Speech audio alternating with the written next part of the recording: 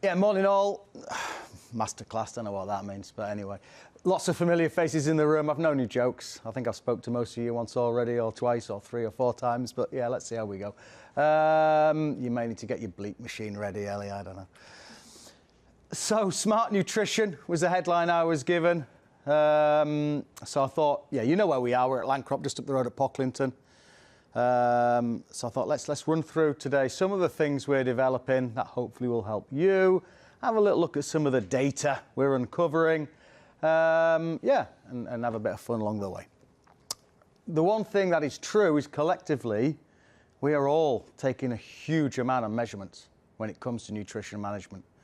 You know, when I started at the lab, however long ago that is, more than 30 years ago now, I know, got a good skincare routine. We did that year about 19,000 samples. Last year, 414,000 little bags of soil and leaf and grain. It's a lot of little bags. So collectively, we're doing a hell of a lot of analysis. So we are collecting a lot of data. So, you know, I'd like to think we are doing something very constructive with it. So we're all busy. There's a reason why we're busy. Some of this is policy. You know, the diffuse pollution regs in 2018 made soil sampling something we have to do, not just something we should do anymore. You know, it's a legal requirement. We had ELMS, and off the back of that, SFI. God only knows what's going to happen to that. But we've got it, or had it. SFI up in Scotland, they've got something called PSF, Preparation for Sustainable Farming. Northern Ireland, they had a soil nutrient health scheme going on where the government would rock up and do all the soil sampling and go back with the results. But over at Pocklington at Lancrop there, we are trying to arrange our services to enable you to dip into your nutrient management no matter where you are in that crop calendar. And this really falls very nicely into this sort of 3-step plan we've just been talking about. You know, we use soil analysis and the analysis of organic manures and wastes, could be on farm, could be off farm, to make a plan. We're then developing newer and cleverer ways to help you do leaf analysis. And we'll have a little look at that later on. But more and more and increasingly, we're doing huge numbers of sort of end-of-year review, grain testing, seed testing, produce testing, analysis of forage, you know, i.e., how successfully did our plan combined with our tweakage give us the result we wanted. You know, as an industry, we drive into the field, bags and bottles and heaps and bowsers. And then we drive out the field after Mother Nature's done her magic work, the same piles of nutrient, but in a different form. But do we ever really stop and measure how efficiently we converted this end of our plan into this end, our target?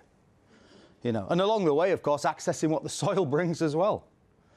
So I think, you know, that's something relatively new, or is it? We'll discover as we go along.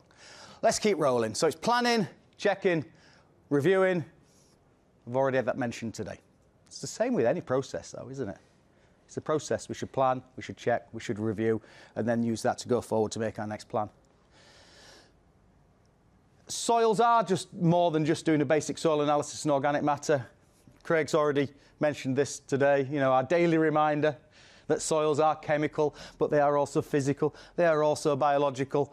But hopefully, as we'll see in the slides coming up, and some of the data we've got, that solid foundation of getting those basics right is still the best way of enabling that soil to express itself.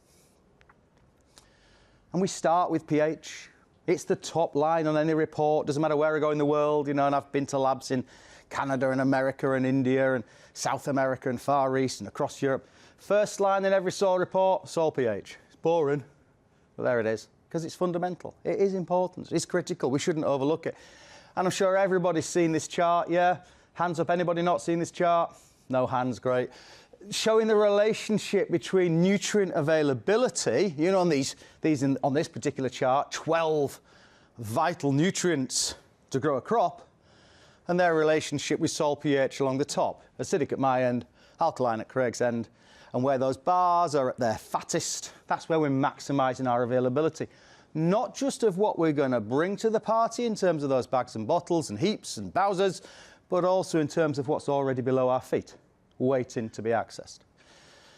But I want us really to more and more increasingly, I think it's more important to think of this relationship with soil pH and the relationship and the impact of soil pH upon that soil ecosystem and the life within soil. You know, everything from earthworms, bacteria, fungi, you know, different bacterial species like cyanobacteria, fixing oxygen, actinobacteria, fixing nitrogen. The Chinese are trying to actually convert desert into soil at the moment using huge amounts of actinobacteria-soaked Hessian rope nets, trapping soil particles, creating aggregate stability, capturing nutrients, you know. Our atmosphere was built by cyanobacteria, God knows how long ago. You know, right down to the bottom, probably the most important ones from our perspective, nitrifying bacteria. What do they all like? With the exception of sulfur oxidizers, they all like a pretty reasonable pH. The life in the soil is no different to us. It likes a bit of grub, a bit of water, a bit of air, and decent working conditions. And the working conditions it likes is a decent pH. So more and more, I think this is a more important chart than this one. This is the one in all the textbooks. To me, this is how we should be thinking about our soil pH and the impact upon soil activities. Earthworms, particularly sensitive. If pH starts with a 5, earthworm numbers will be dropping. You get closer to 5, earthworms will be, you know, pretty much gone altogether. So there's a nice little headline I pulled out of the papers. What will it be? About 4 years ago. What did it state? It stated, globally, earthworms cycle enough soil, cycle enough nutrients, engineer enough soil to contribute the equivalent of about 6 to 7% of the world's grain harvest, which just so happens to be the same as Russia produces. You know, so if we want to put Putin back in his box, let's look after the earthworm. Important. This fella here. Anyone recognise that chap? Father Christmas, did you say? Huh? Darwin. Darwin wrote more about the earthworm than much anything else. You know, he had that whole spectrum of life and the animal kingdom to go at, and he actually was fascinated by the earthworm. Why? Because he recognised how critical the earthworm was to our existence. Let's look after it. So we should be getting pH right, shouldn't we? So we should have a nice managed, you know, from a national perspective, picture when it comes to pH. Well, I've been measuring average pH across the UK over the last 2.5 decades or so. And over that time, when I've been measuring it, using our data and the data collected from other laboratories as well, we can actually see pH has dropped from 6.7 and above, down more recently, and I really need to get some more data and update this graph, 6.3 and below. I.e., from that nutrient use perspective, from that biological health perspective, we've gone from something pretty good, an optimum, to something I would argue is suboptimum. And don't forget, that 6.3 average is being held up by an awful lot of brash soils, you know, soils from the Wolds, Cotswolds, Lab at Pocklington. We go out the front door, drive 10 minutes into the Wolds, we're soon on soils at 8, 8.5. So manageable soils, we're seeing an average soil pH of about 6.3. Why? I don't know. Anyone got any ideas? Want to contribute? Suggestion? Yeah? Could be. Is it poor soil structure? Accelerating acidification? Is it lack of liming?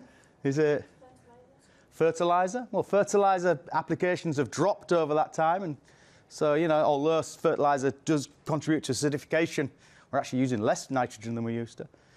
I think it's just because we just don't pay enough attention to it. It's not sexy enough. It's not exciting enough. It's just soil pH, first line in the report. Quick, let's get over that. Something more interesting. Let's look at zinc, or cation exchange capacity, or active carbon. All those other things are great, but let's not ignore this.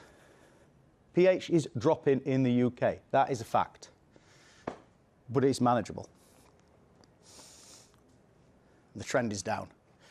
This neck of the woods, you know, because it does vary across the UK. You know, we've been over, with Craig went to Northern Ireland, we've been down south, we've been over in Wales. We're in Norwich a couple of weeks back, not a lot of acidity there. Still pockets, but in this neck of the woods, around about 2/3 of the soils we see through the lab, less than pH 6.5.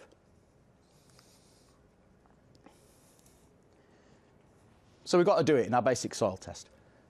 We've also got to do in that basic soil test some basic macronutrient analysis. We've got to analyse phosphorus. We'll come back to pH as well in a little while. Excuse me. Why phosphorus? Well, again, it's boring. We sometimes criticise RB209 for its rather simplistic approach to P and K management, but there is a fundamental relationship between the level of soil available nutrients and the yield we could expect off it, or the productivity we can expect off that soil. You know, all of the things being equal.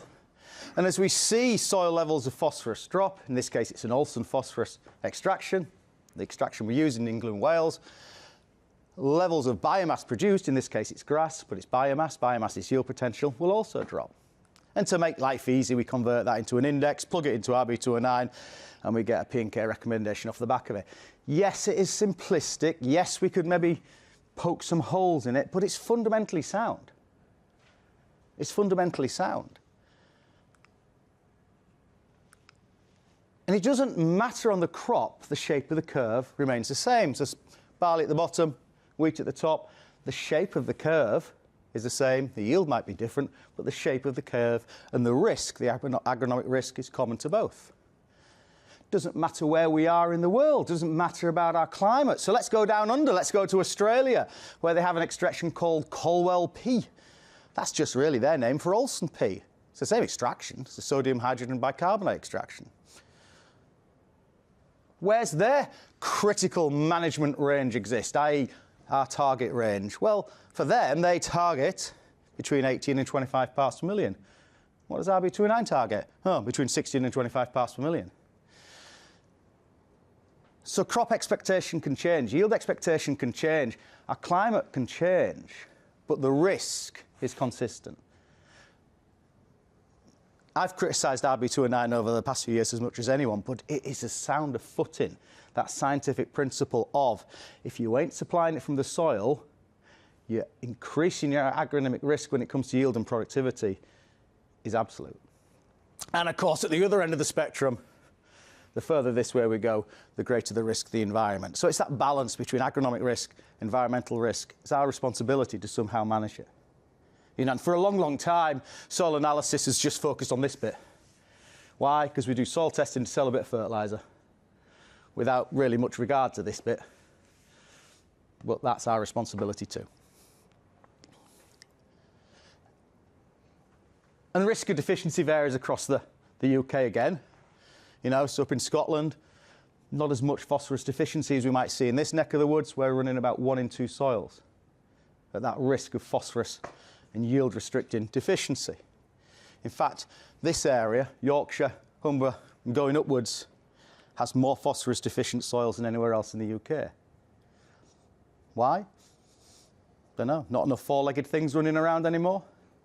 Have we extracted from those soils large amounts of phosphate which hasn't been replaced? I don't know. But the truth is we see more phosphorus deficiency in this area than we do anywhere else in the UK.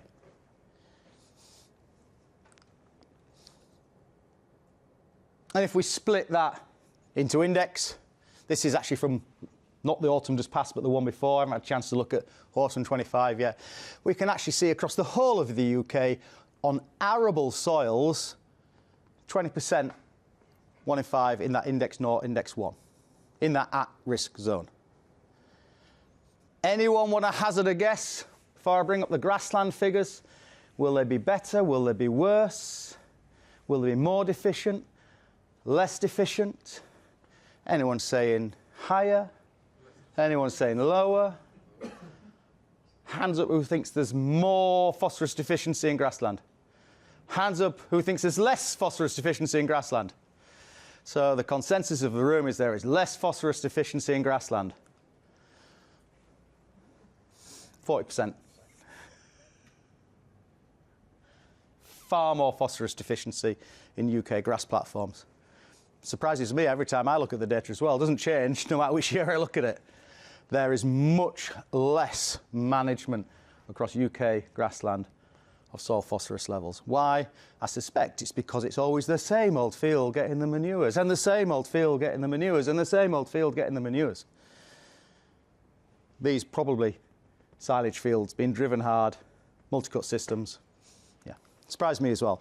And the reality is, you know, that agronomic risk is yield restricting. So we grow pots of crops over at Pocklington in our glass house there to try and demonstrate some of these principles.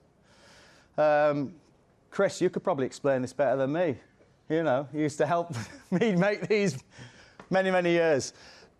Same amount of grass seed in both pots. Actually, it's a grass clover mix in this example. This has had full NPK, calcium, magnesium, sulfur, boron, copper, iron, manganese, molybdenum, sulfur and zinc. Was that 12? It might have been. 12 nutrients. Those 12 nutrients we saw in that pH chart. We forced that one into a phosphorus deficiency. So that's the equivalent of your index 0 or index 1 soil. Look at the impact upon that nitrogen use efficiency. Same amount of nitrogen in both pots. Where's it gone? You know, I've actually got some really bad examples because I've been driving around for God knows how many weeks with these in my car. You know, but I can show you for real, and come and have a look at these later. That's 12 nutrients: NPK, Cal, Mag, sulfur, boron, iron, manganese, molybdenum, zinc, and I've stopped doing that. And that's just missing some phosphorus. So it's that lack of biomass production, not down to a lack of nitrogen, but down, in this case, to the lack of phosphorus, which is impacting, in this particular pot trial, in about a 50% loss of biomass. Yes, it's grass, but grass is biomass. Biomass is yield potential, no matter what you're growing. Why? Because that's your active canopy, capturing sunlight, producing plant energy, producing photosynthesis, which then transfer into actuated yield. But we've got a problem with phosphorus. We go back to our fancy pH chart, we'll see phosphorus has this really tight band of availability. Why? Because phosphorus is extraordinarily reactive. You know, phosphorus is quite a unique element in that it can actually store energy and release it upon demand to trigger biochemical processes. Think about bioluminescence in nature, all driven by phosphorus and phosphates. And the problem with phosphorus is it's, to drive crop production, it has to be available, it has to be water soluble, because phosphorus is taken up by diffusion. Phosphorus is highly reactive, and if we apply phosphorus, or we're mineralizing and solubilizing phosphorus in acidic soils, it starts to react with other metals like aluminium and iron. And in the UK, we have particularly iron-rich soils, so this is a risk. In brash soils, it's reacting with soluble calcium. It's just chemistry. So soluble orthophosphates reacts with soluble iron and forms an insoluble compound. If it's insoluble, it's not plant available. You know, we think about P lockup, and that's what P lockup in essence is. And we can have a play about with that. We can do some chemistry. I'm sure everyone in the room has done a phosphate precipitation demo. Yeah? Everyone done this one? Anyone not done this one? Yeah, thank God. A couple of hands. I know I'm a one-trick pony, but they're good tricks. Right, I'm going to give you that. That's soluble phosphorus. That's actually a potassium phosphate solution. It's soluble, it's clear, that's plant available. I'll give you this little pot here. That's soluble iron. It's an iron sulfate. So if you unscrew the lid on the phosphate, pop the lid off the soluble iron, and very carefully, having put your safety spectacles on, because we're doing chemistry, all right, safety first. You're not bringing your safety spectacles? God almighty, we're on roadshow number 6. Surely the memo has gone around by now. So at arm's length, very carefully pour that iron into that soluble phosphorus, and let's watch what happens. It's not that exciting, actually. So we've got a reaction. We've got a precipitation. It's gone cloudy. Soluble phosphorus, plant available, has reacted with soluble iron present in acidic soils, formed an insoluble compound, not plant available. For those on a higher pH, so who's farming up on the chalk? Yeah? Problem hasn't gone away for you. So I'll give you the soluble phosphorus, and I'll give your colleague the soluble calcium. That dominates in high pH soils. So if we unscrew the phosphorus, flip the lid off the calcium, pour it in, and this time it's actually an even more vigorous reaction. It's a stronger one, takes longer to reverse. Soluble phosphorus reacting with soluble calcium becoming unavailable. This is why there are so many novel phosphorus products available. We talk about protected P, long polyphosphate P, foliar P. We talk about the importance of placing P, the importance of timing when it comes to P. We talk about P solubilizers to make the most of the phosphorus that's already in the soil. There's an endless list of novel phosphorus solutions. That's why. It's complex, it's reactive, it's tricky to get right. If we've got to go through all 12 nutrients and we've already used 20 minutes, we're going to be here a while, aren't we? Potassium, also part of our basic soil test, has a similar response curve showing the agronomic risk in terms of yield and soil-supplied potassium. If we don't have enough available potassium in the soil, we're not going to grow a big crop. The environmental risk, not so important. Can I say that? There isn't really an environmental risk of excess potassium, but there's certainly an economic one. If we're applying potassium up here, we've got to start to think, why? So the risk there is on the pocket. Again, it doesn't matter where we are and what we're growing, you know. So here we've got, this is for cereals, this is for veg. The shape of the curve is the same.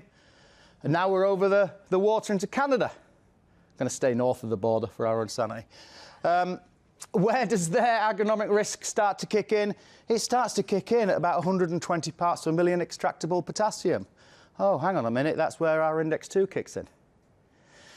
So the climate might be different, the yield expectations might be different, the cropping might change, but the risk and the principle that RB209 presents in terms of its identification of the risk of phosphorus and potassium deficiency is still absolutely bang on.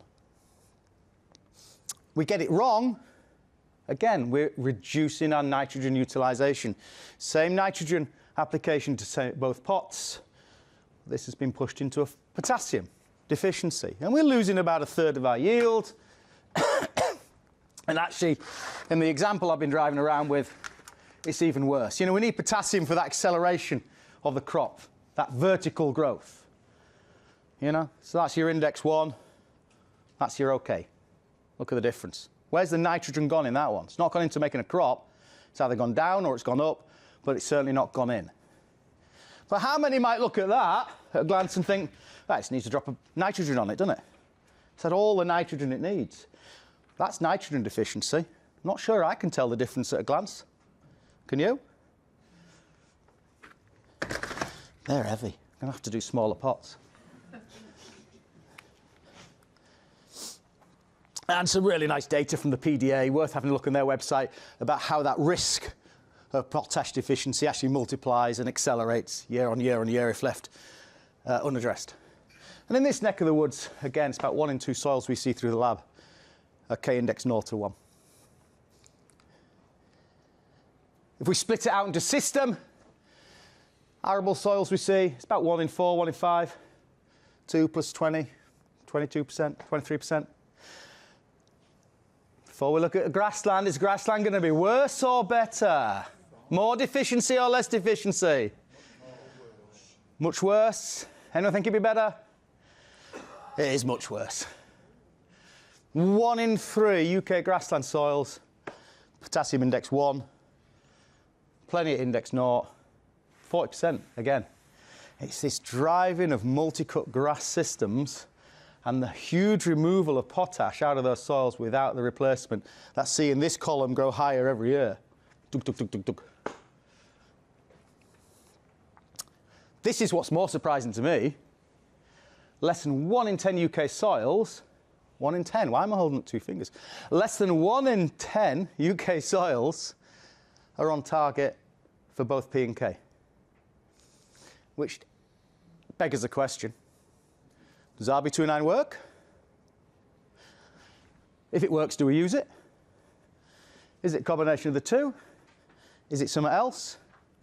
I think it's both of those and something else, and we'll come on to the something else later on. But less than 1 in 10 UK soils on target for both P and K, which means 9 times out of 10 you get a soil report back.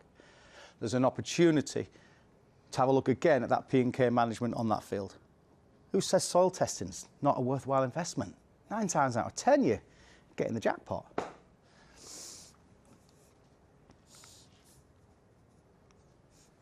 And pH plays a part again. Why does pH play a part? Well, there's our potassium ion, cation in this case. Where does it sit in the soil? Well, because it's a positively charged cation, it sits within our cation exchange system, or CEC. What's that? Well, it's positively charged cations residing on negatively charged exchange sites in the soil. Where are they? They're in the clay colloids or in the very fine organic carbon colloids. Positives are attracted to negative. The positive sits on the negative. Good job it does, otherwise our fertility would get washed away every winter when it rained. However, we need to displace this cation off this exchange site into the soil water where it can be taken up into the plant. How do we do that? We need another cation, basically, to cause desorption, to replace it, if you like, displacement from that exchange site. Push that cation, in this case potash, into the soil water, make it available for uptake. There is a very strict order of strength of adsorption of these cations. Calcium's the big boy, the most dominant, and the strongest. Sodium's the weakest. Oh, can't hold on. Gets washed away every year. That's why if we're looking at sodium for palatability on grassland, it has to be a regular and annual application. Potash sat in the middle. We need to keep potash mobile in the soil, i.e. displace off exchange sites into the soil water to become available. We need a more dominant cation, preferably calcium, to ensure this system remains mobile. So calcium displaces mag, displaces potash, displaces ammonium, displaces sodium, and so we go. They can all displace each other as well, certain combinations, but predominantly calcium is the biggest and the strongest and the most bullyish. So I liken it, get ready Ellie, I'm looking at you, I liken it to that song we all used to sing. There was 5 in the bed and the little one said, absolute bloody rubbish. The best were the Welsh, but they have choirs, but then actually they were quite good down in Grantham, weren't they? It's having an adequate supply of dominant calcium atoms which allows us to keep this chain mobile. Where do we get a lack of calcium in soils? Low pH soils. So now pH is affecting our potassium availability. What am I trying to say? What I'm trying to say is, you might have a good phosphate index, you might have a good potassium index, but because you've overlooked that pH line in the report because it's boring, you're not actually ensuring availability because of these other impacts. So things work together. And in soil science, we often refer to this chart here. Everyone seen this chart before? Mulder's wheel. Mulder's wheel shows all those interactions and antagonisms we get between different nutrients. An excess of one causing a potential deficiency of another, or sometimes there can be a stimulus to each other. But this is the things we've just talked about is trying to unwrap some of the complexity of this chart. This is a really useful chart for you to keep. There's a good app on your phone. I'll share it with you later on if you can pin me down. So we've just talked about the relationship between potassium and other cations like calcium and magnesium. We've done some chemistry to show the relationship between available phosphorus and iron. And again, calcium. Calcium's a right bugbear when it comes to nutrient availability. It screws a lot of things up. Sorry, you're going to have to bleep that one. So we've got, in our Mulder's wheel, we've got chemical influences on nutrient availability. We did some chemistry with our pots. We've got physical influences on our nutrient availability, cation exchange, and our ability of soil to hold on to nutrients and release them when we need them. So if we've done chemical influences, we've done physical influences, what are we missing?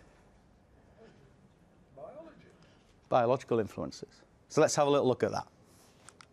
And when we're talking the biological contribution to soil nutrition, and soil fertility, really we're talking soil organic matter as being the foundation of that.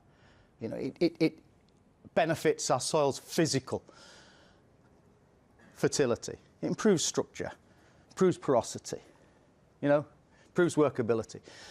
It improves the soil's chemical resilience. It buffers against pH change. It renders a lot of the actives we use inert and safe. It's also a huge store of potential nutrients. And the organic matter is also the habitat and the food source for biology, the life we were talking about a little bit earlier on. Take that bit away, you ain't got any life, and you ain't got any organic matter, you've got desert. As an industry over the centuries and thousands of years, we've been really good at turning soil into desert. You know, take that bit away, that's what happens. And then, of course, we've got our new role, which we've all embraced. We have to save the planet between us, and every tonne of carbon below our feet is 3.5 tonnes of CO2 not above our heads. You know, so we've got to, what we've got to do, Ellie? We've got to feed them all. We've got to help clothe them all. We've got to save them all from global warming. You definitely have to edit this bit out. We've got to pay the NHS bill. There'll be something we've got to do next week as well. We're back to those F's and S's, aren't we? Because we're going to talk nutrition, let's think about organic matter as a nutrient store and its role in nutrient cycling and making available the unavailable. And we've done a lot of testing in the lab. This is quite an old chart, but you know, we periodically go back and look at data. And this is showing the relationship on this axis between increasing soil organic matter and organic nitrogen stored in the soil. And it ain't rocket science, is it? The more organic matter you've got in the soil, the more organic nitrogen we've got in the soil. It's a pretty linear relationship. But that exists for other nutrients too. Organic matter up the side, and in this case, organic phosphorus along the bottom. As one increases, so does the other. Potassium, organic matter up the side, and in this case, I think a lot of this is retained potassium along the bottom. Sulfur, as we increase organic matter, we increase supplies of organic sulfur. Most of the sulfur in our soils is in that organic form. And the same is true for key micronutrients as well. We build organic matter, we're building nutrient potential. And we can, with some back of a fag packet mathematics, or back of a vape wrapper mathematics, has to be now, doesn't it? We can turn that into some pretty simple sums. The simple sums are, if you've got 1% organic matter on your report, that equates to about 1 tonne per hectare of organic nitrogen. So if your soil test says 4% organic matter, that's 4 tonnes of organic nitrogen, roughly, sat in that field. If that was in the shed, that'd be worth some money. You know, and it's the same is true for other nutrients as well. You know, 1% organic matter, 1/3 of a tonne of sulfur, for example. 10 tonnes of carbon, got to save the world. But actually, let's start to think of carbon as being like the soil energy source. It's the soil battery, it's the soil's potential. We need stored energy in our soil. We need carbon to drive ecosystem function. And don't forget, we only charge a battery to power a process. And there is an obsession right now in the industry to build carbon, build carbon, build carbon. We shouldn't forget we also need to cycle carbon, because the whole point of that carbon is to power a process. You don't charge a battery to never put it in a torch. You don't charge a battery to never turn your mobile phone on. It's there to power a beneficial process. So we have to accept the fact that yes, building carbon is good, but so is utilising carbon. So think of carbon as your soil's battery. Stole that out of the brilliant David Purdy, who's been doing some of these roadshows. He speaks very eloquently on soil carbon. Ultimately, as being that final sink of all the energy that's trapped from sunlight and delivered, where's it stored? In our soil battery. Why? It's to power the things that are important to us. So that's the link between organic matter and organic nutrient potential. However, there's a problem, isn't there? Can crops, can plants access organic nutrients? No, they can't. We have to convert them into plant-available forms through biological actions, through mineralization processes, through weathering, through root exudates. We need to convert organic unavailable forms into plant-available mineral forms. So we looked again at the data. And this is looking at hundreds upon hundreds of thousands of data points in our data set. And we looked at the relationship between organic matter in the soil and what we were seeing in terms of available nutrients. And because I put this together at 3 in the morning, I did it in an alphabetical order because it's the only way my brain could cope with it. One day I'll put it in a sensible order. So along the bottom, we've got increasing levels of soil organic matter. And going up the side, we've got available nutrients. That's what we measure most of the time. We do a soil test. What's going to be available? In this case, it's available boron. And we can see as organic matter increases along the bottom, available boron, in this case, increases up the side until it hits a plateau. And then it goes flat. Let's have a look at another nutrient, in this case, copper. As we increase organic matter levels in the soil, we increase available nutrients up the side until it hits a plateau. Manganese, same thing. Where the organic matter is short, available nutrition is short, but as it increases, we hit a plateau. And we're constantly hitting this plateau at around about 4–5%. Potassium, same. Phosphorus.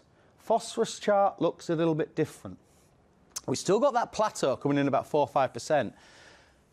The extraction we have for phosphorus, Olsen phosphorus, is pretty rubbish. Shh, don't tell anyone. It's pretty rubbish. Don't tell Craig and RB209 people. Pretty rubbish at actually measuring sulfur, which is associated with organic matter, weakly bonded organic forms of phosphorus. And it's not Olsen's fault. It's all soil extractions are pretty rubbish at assessing available phosphorus in these higher organic matter soils. But the relationship's the same. It plateaus out. And using all this information, we actually created a new chart. It's a bit like our pH one, but now we've got organic matter going along the top, and we've still got our bands of different fatness. See that popping up all over the world now. Should have put my name on it somewhere. Might just put John, big letters across the middle, so if anyone steals it in the future. Anyway, so it taught us something. Because for donkey's years, I think we still do, we were telling sort of arable systems, 3% organic matter is a pretty good target. And for some soils it is. You may never build it much higher than that. But actually maybe 4 or 5% is a better, more reasonable and achievable target. And it is achievable until you get up to sort of 75, 80% sand and above.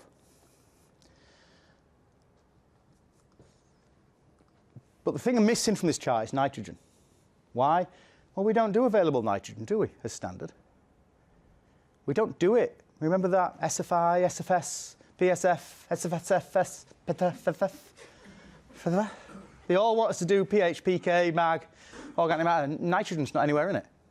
So we weren't able to put nitrogen in this chart. You're going to have to get a big hook and hook me off when I get to the end of my time, by the way, Craig. What about nitrogen? We couldn't do it, because we don't measure for available nitrogen as standard. But what we do now is tens of thousands of this test.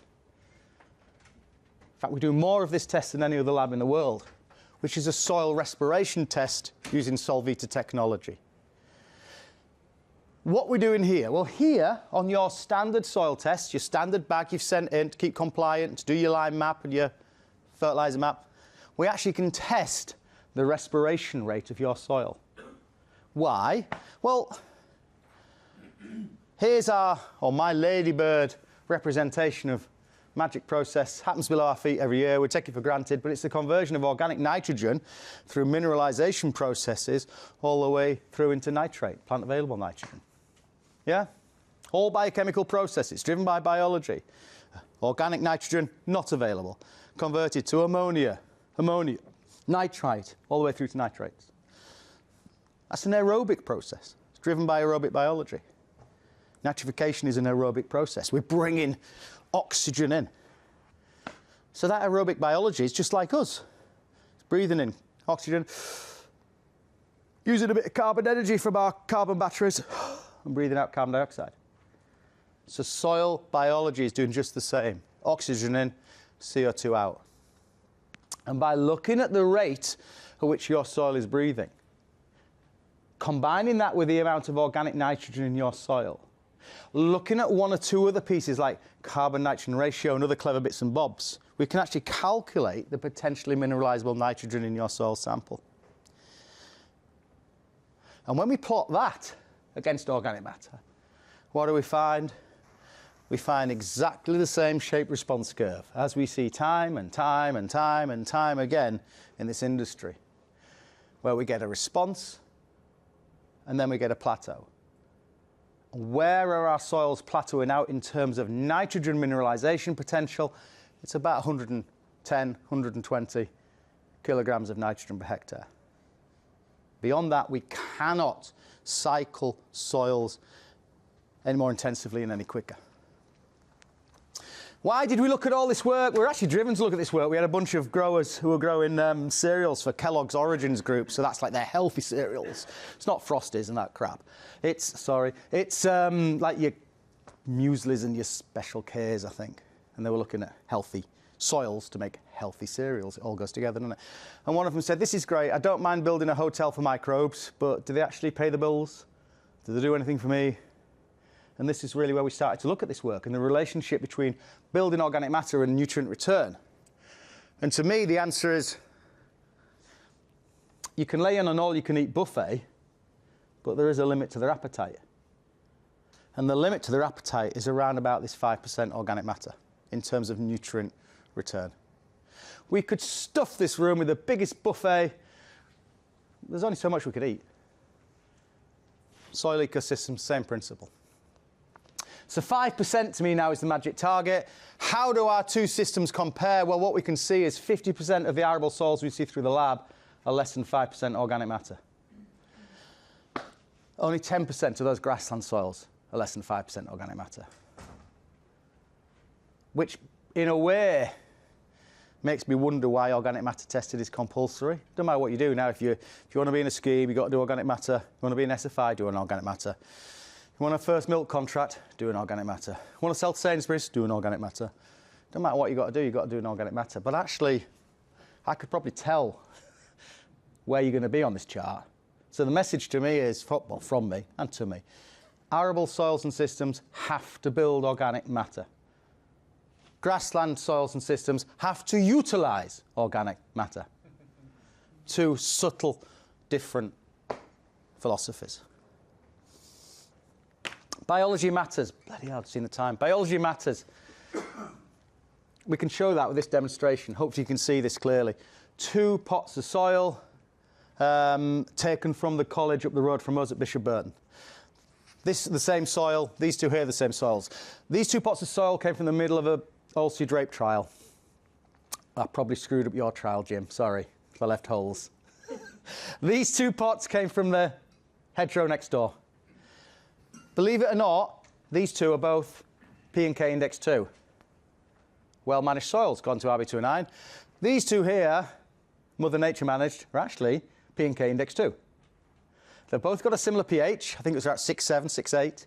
They actually, believe it or not, this has a higher organic matter, man-managed, than Mother Nature. I think this was about 0.2%. But they were both 5 point something. Is that right, Hannah? Yeah, so they're both 5+% organic matter. So they're both good. So according to RB209, in the lessons we've just learned, this is the perfect soil. Nothing should get better than this. We sowed some oilseed rape at the front. I think it was a spring wheat at the back. And we watered them in our incubation chamber with nothing but pure water. Let's see what happens. Hopefully you can see. Hopefully it'll work.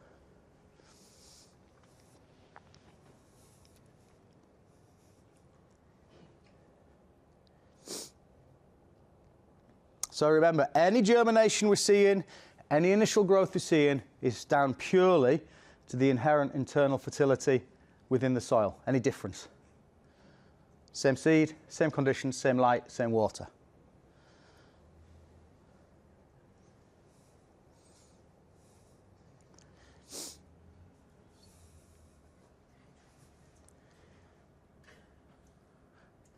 You decide which one you'd prefer.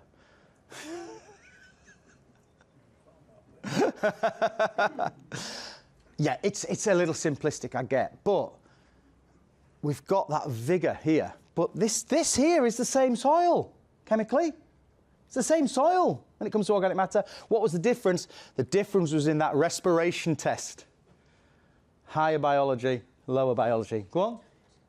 Was that seed dress with anything? No. Well, you can get that same result, but... You can, exactly.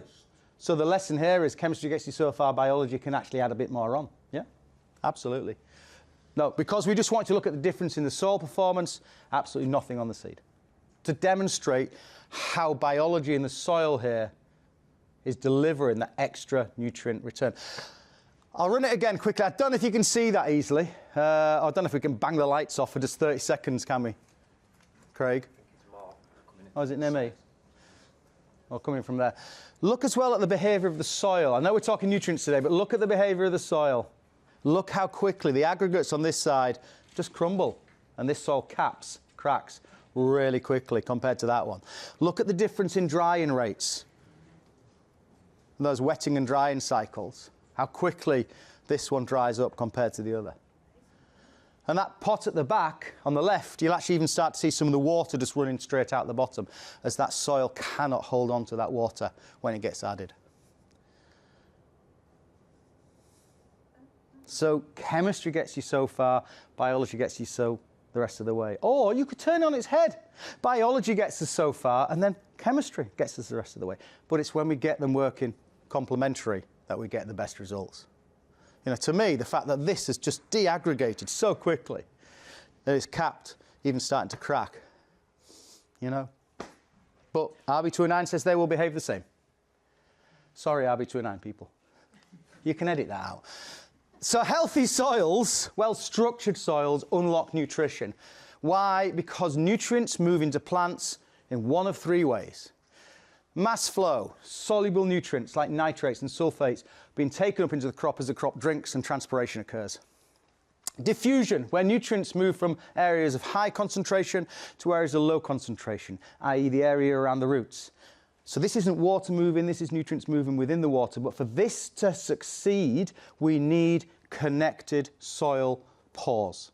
And as soon as soil pores become disconnected, this system stops. So this will move 20 mil plus nutrients this way, 6, 7, 8 mils. Soon as the soil dries up, this process stops. That's why magnesium, because it's predominantly cations moving this way, that's why magnesium is one of the first deficiency symptoms we see when soils dry out. Magnesium is supplied this way, soils don't deliver it if they're not well structured. And finally, we've got root interceptions. That's roots feeding directly at the root-soil interface, particularly important for things like micronutrients. Again, if we can't establish good root biomass, we don't get good nutrient uptake of these key nutrients. All three mechanisms affected by structure. Structure, therefore, actually drives so much of nutrient behaviour. You can have a super fantastic soil test. Hopefully you've done a really comprehensive one. Thank you very much. My kids need shoes. My wife needs Sauvignon Blanc. I'd like to holiday somewhere other than Scarborough. So, you know, do a really comprehensive soil test, please. But it might be green lights right across that soil test, but actually your spade is worth more than our spectrometers. Your daily reminder, soil is alive. Little things, bacteria, fungi, tardigrades, water bears, cute little things float around in the soil water, eating protozoa, nom, nom, nom, nom, pooing them out in plant-available forms of nutrients. There's a really good documentary on these ones. Have you watched it, Ellie? Not yet. What side's it on, Ellie? BBC. ITV2. Regularly on ITV2, you really need to catch this. It comes around with alarming regularity. It's season 17, episode 4 of Family Guy, where Brian and Stewie are shrunk down to microscopic size and they visit a kingdom of tardigrades. There's a lot of science fact in it, actually. It's really good. You should watch it. Soils are alive. Bigger things, mites, centipedes, and we're back to our humble earthworm. And then, of course, actually the soil food web exists beyond the soil, doesn't it? Small mammals, birds, you know, it supports everything. We've done 50 minutes on soils. We've got 10 minutes to do the rest of this. Go. Soils we plan. Organic manures. Do we really measure them? We take them into account using the figures in RB209 in a nutrient management plan. You know, and there's lots of lovely charts and tables in there telling you the NPK sulfur content. But when we actually look at the real value, so this is nitrogen content, average nitrogen content in dairy slurry season by season. It's actually quarter by quarter from a few years ago. RB209 says it's there. Well, it varies. Seasonality affects it. And on-farm, feed ration change will affect it. How you store it will affect it. Book values are great, but they are not always correct. Another example. Again, we're looking at dairy slurry, but sulfur levels. We've got some nice sulfur content in dairy slurry according to different dry matter values. If we plot those values, those are what RB209 says all these results on this chart should be. Well, they're not, are they?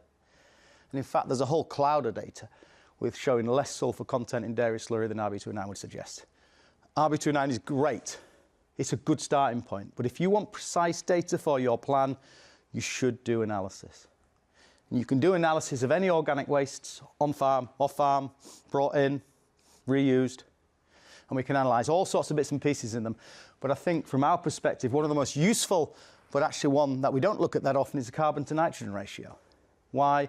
Because the carbon to nitrogen ratio of organic inputs, so this is wastes, manures, but it also could be cover crops, crop residues, things like that, varies, the carbon to nitrogen ratio varies enormously.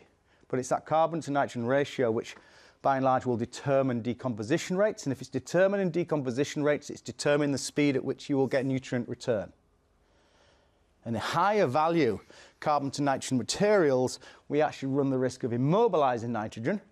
Why? Because we presented that soil ecosystem, soil biota, with huge quantities of carbon, and we're asking them to metabolise it. They need to also metabolise nitrogen, so this is where they pull nitrogen away from the growing crop, and we can actually immobilise nitrogen at this end of the table. This end of the table, we run the inverse risk. We're presenting lots of nitrogen to be metabolised, but the soil biology also requires some carbon. Where does it start to take that carbon from? It takes it from soil structural carbon. And I'm starting to see soils destructure where copious amounts of digestate liquor are applied. So getting the balance right is important. You can measure it. What about leaf? Why are we going to do leaf analysis? Nutrients are present in crops and plants in whole hosts of different levels and ratios. But just because the crop requires larger amounts of things like NPK, we shouldn't ignore the importance of the smaller amounts of things like molybdenum, copper, zinc, and so on it also requires. You know, for every 1,000,000 atoms of nitrogen a crop might be utilising, we shouldn't forget that atom of molybdenum, that handful of atoms of copper. They're still critical. Just because they're called micronutrients doesn't mean they're not important. It's why we don't call them trace elements, because they're still nutrients, just they're required in smaller quantities. And the deficiency of any one will limit production. We often show that with this Liebig's barrel, you know, and the idea being that you can only fill the barrel until you hit your lowest supply of something. It's not always nitrogen. This is our daily reminder, something the great Chris Dawson said to me once, at great volume. I think he was prodding me with a stick at the same time. John, nitrogen doesn't make anything grow. Nitrogen only allows things to grow. There's a very subtle but important difference. And that's what Liebig's barrel is presenting. You can make that nitrogen stave as high as you like. But what about these crops? Shortage of one nutrient, it's restricting our nitrogen utilisation. Right, if we get things really wrong in the crop, we have deficiency symptoms. Any facts qualified advisors in the room? No. That are going to run through these deficiency symptoms for us in winter wheat? Manganese, go on. Zinc. Copper. Copper, manganese, zinc. Amazingly enough, that's what's in Yara's Gramitrol. That's their one free advert for the day. Their foliar products are available. But the whole point is they're not easy to identify. And if the crop's got to this stage, we have missed a critical stage of hidden hunger where plant health and performance is still being affected, but we're not seeing it. So we can identify that. We can identify that with timely tissue testing. And we've really worked hard to try and improve the way in which we present tissue analysis results. Why? Because the previous guidelines were all based about what the crop needs at the beginning of the season. They were often using very, very old trials data. You know, it just wasn't particularly relevant. We first started looking at this back in 2017, I think it was, and we did a lot of work with Jim sat there to can we improve our understanding of nutrient requirement in crops as the season progresses. So we plotted tissue data, this is winter wheat, over 7 different seasons, and this, for example, is nitrogen uptake. As the season progresses, or nitrogen content, I should say, in the active canopy in a winter wheat crop. And we can see our previous guideline of 3.5% was rubbish. We were basically saying every single crop in the UK has always got enough nitrogen. That's not true, is it? Well, actually, we should be targeting around about 4.5%, which, interestingly enough, is where N-Tester, an N-census target. Oh, there's another advert for Yara. Oh, they're paying my mortgage. Potassium. We had the inverse issue. We're actually using our old guidelines saying every single winter wheat crop in the UK was potassium deficient. Well, that can't be true either. So tissue testing, we had a challenge with it. Leaf testing, we had a challenge with it. Could we create a better system? This particular curve here is magnesium. You know, we had an old flat line. We weren't picking up that late season magnesium requirement as that flag leaf develops. And ultimately, it's that flag leaf in the winter wheat crop and the cereal crop which is the most important determinator on that conversion of yield potential into actual yield. It's the photosynthesis producing that flag leaf that actually deliver that yield. We weren't picking it up. So could we build a better system? We looked at all our hundreds of thousands of results and we split them up by growth stage. So this is nitrogen content in winter wheat at tillering. And what do you find? You find most crops are in the middle. You get some high ones, you get some low ones. In this case, this is copper, same distribution. You get a natural distribution of results. It's a natural process, you should get a natural distribution. So we made a supposition. Is that the right word? We assumed something. We said, most results are sometimes here. Does this present an average crop? If we're increasingly pushing results this way, or nutrient density in the canopy this way, are we ensuring sufficiency? And if we're seeing nutrient density move this way, are we increasing the risk of deficiency? And based a guideline system around that. And we were targeting, what if we manage crops just to this side, your right-hand side of the nutrient distribution, are we increasing the likelihood of nutrient sufficiency? We're producing a better fed crop. And what does that give us at the end? And we applied those thresholds and we worked with Jim and Agri on multiple eye farms across the country, right up from the Black Isle, right down to the south coast. And by applying this targeted nutrition, which started with that comprehensive broad spectrum soil analysis, and then by using timely tissue testing, and then adjusting spray programs off the back of it to really produce a tailored nutrition program, we actually produced elevated yields across those trials farms. So we think we proved the point. Well-fed crops are associated with higher productivity crops. And then we tried to validate that further with the YEN project. And in this graph here, this is magnesium content of oilseed rape crops. The green line is the higher yielding crops, the red line is the lower yielding YEN crops, and the grey line is the UK background average. Where we see higher magnesium density in the active canopy, it's associated with a high yielding crop. YEN winter wheat, and this time it's phosphorus. Where we see in the yellow line, higher yielding YEN crops, 12 to 15 tonne, versus lower yielding YEN crops, less than 8 tonne. In this case, it's that early season phosphorus density in the canopy driving root biomass production, driving access to nutrition and water, which are associated later on with a high yielding crop. But they actually come together later in the season. So it's about understanding key nutrients at key timings. But what's really hard for us as a lab is to show you on your report, well, where am I? How do I compare? Am I up here? Am I sufficient? Am I down here? Am I deficient?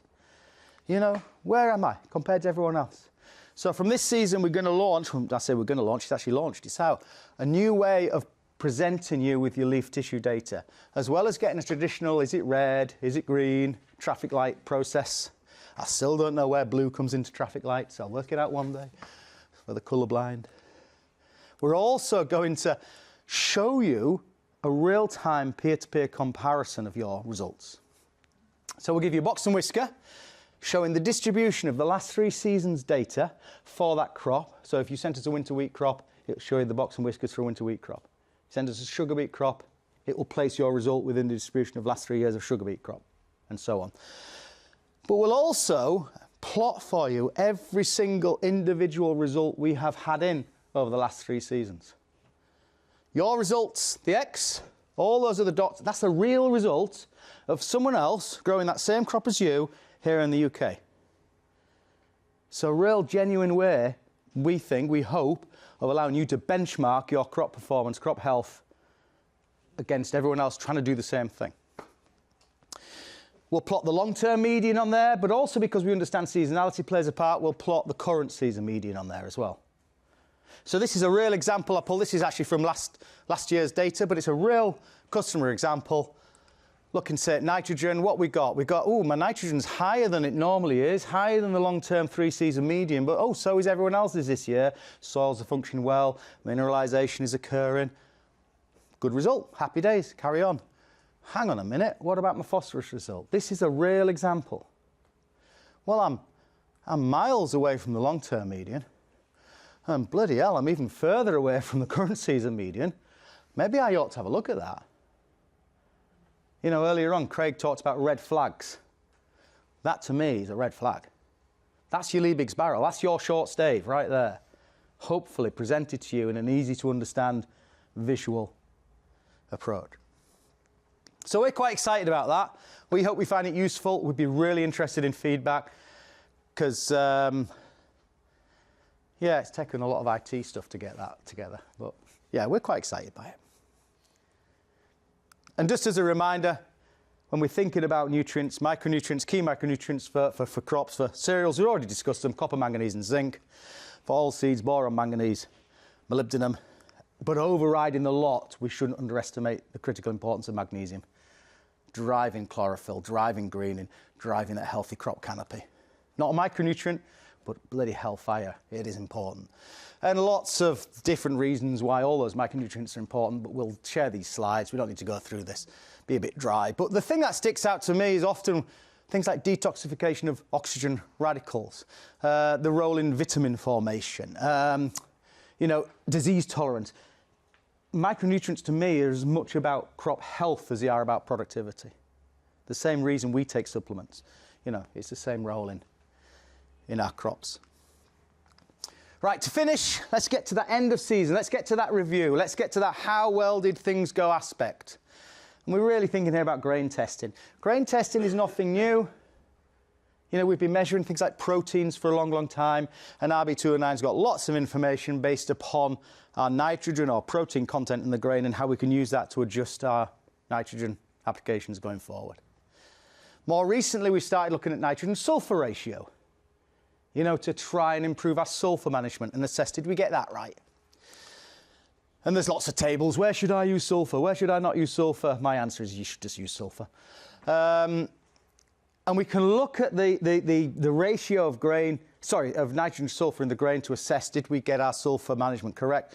And there's an optimum range in cereals about 13 to 17 to 1. And this is a really good example of where we've identified an issue, brought a message, and then the industry have delivered that. And as a farming industry, we've taken that on board and we've done something about it. So this is average nitrogen-sulfur ratio in the thousands upon thousands of grain samples analysed through the lab, going back to 2011. There's our target range, and we can see over the past decade and a half or so, we're actually now managing those cereal crops far more appropriately with our sulfur inputs. Whoops. Does worry me a little bit. It's starting to go back up again.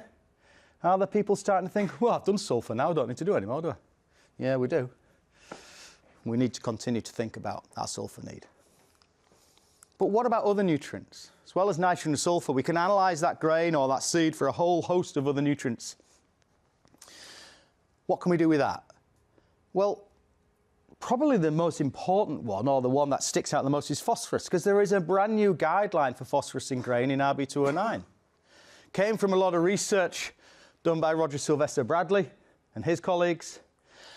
Fancy charts, lots of trials, lots of numbers. Let's equate it. What's it telling us? Well, it's telling us that if you've got less than 0.32% phosphorus in your harvested grain, there's an odds-on chance that would have responded in terms of a yield response to fresh phosphorus inputs, however that may be. Applying phosphorus, solubilizing phosphorus, applying a foliar, doesn't matter how you do it, but if we'd addressed that phosphorus need, would have resulted in a yield benefit. Now you could argue, well, hang on, I've harvested it, and you tell me what I should have done.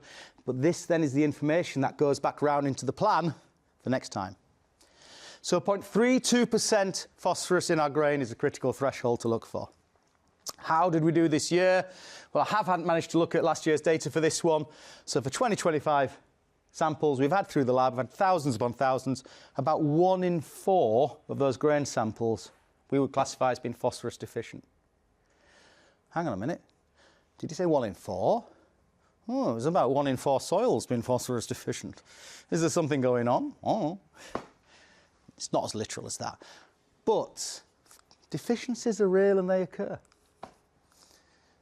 What interests me even more is offtake. Offtakes very much are variable. So this is year upon year phosphorus offtake in the wheat samples we've seen through the lab against a normalised 8-tonne yield. RB29 says they'll all fall upon that line. Well, hang on a minute. Someone up here is taking off twice as much as RB29 is saying.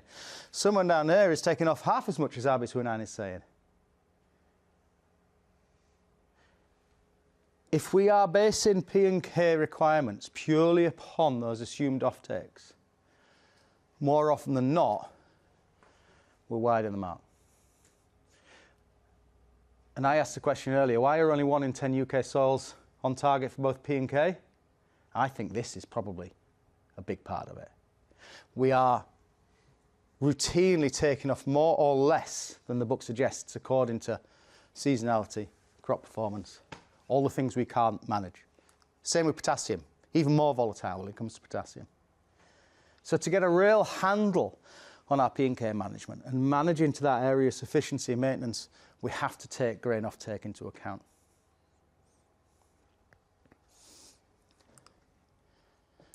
So I see a grain test. It's a bit like an end-of-year report. What went well, what not so well. But it's that offtake, and really plugging that offtake, genuine offtakes, back into your nutrient management plan, to me, is the real opportunity here.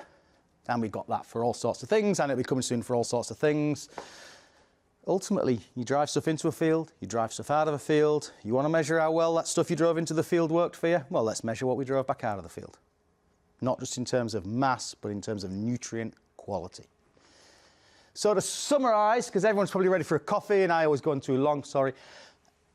Crop nutrition does start with good soil husbandry. It is the basics, pH, pK, organic matter, and good structure.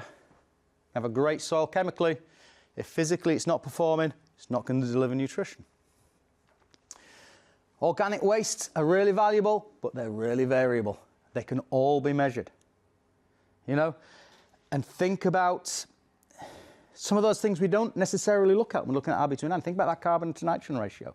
Big impact upon the nitrogen release. Book values are great, but they're not always consistent, particularly with some of these novel inputs we're starting to bring in on farm. Tissue testing. I'm a real believer now that tissue testing isn't a troubleshooting tool or just a troubleshooting tool. For too many years, we reached to tissue testing when something doesn't look right. No, I think we should be using tissue testing as a tool to make a good crop into an even better crop, to really maximise nitrogen use efficiency. Making sure there are no short staves on that barrel. Let's make that nitrogen work for us. Let's use tissue testing to help us do that and make use of that new report system. And use that grain sort of offtake analysis as well to assess the success of our plan, but to really measure that offtake. What are we taking out of the system? If we're continually taking out of the system, if we're continually taking out of the soil without putting anything back, all we're doing is producing high yields on tomorrow's fertility. And that ain't healthy for anyone. Not if that farm's going to be passed on to the next generation. So really measuring that offtake to me is important. And measure and manage crops to help ensure nutrient sufficiency. As an industry, we talk all the time about deficiencies. Apply if there's a history of deficiency. Apply if there are signs of deficiency. Well, forget that. Let's just manage to sufficiency. I liken it to, you've probably heard me say this before, liken it to putting a bowl of oranges on the kitchen table. If my kids come home from school one day and are showing signs of scurvy, I've missed the boat. Make them eat the peas. They don't eat the peas. Put a bowl of bloody nuggets there. Anyway, so that's enough from me. That 3-step plan, 3 opportunities to decide, are we on the right track? Do we need to change direction, have a rethink? We're always looking for collaboration. We don't just want to make numbers. We want to have some fun and interest with this. So if you've got any ideas, any suggestions, come and hunt us out. I'm here. Hannah at the back of the room is here to have a chat. But otherwise, I'll just say thank you very, very much for your time this morning.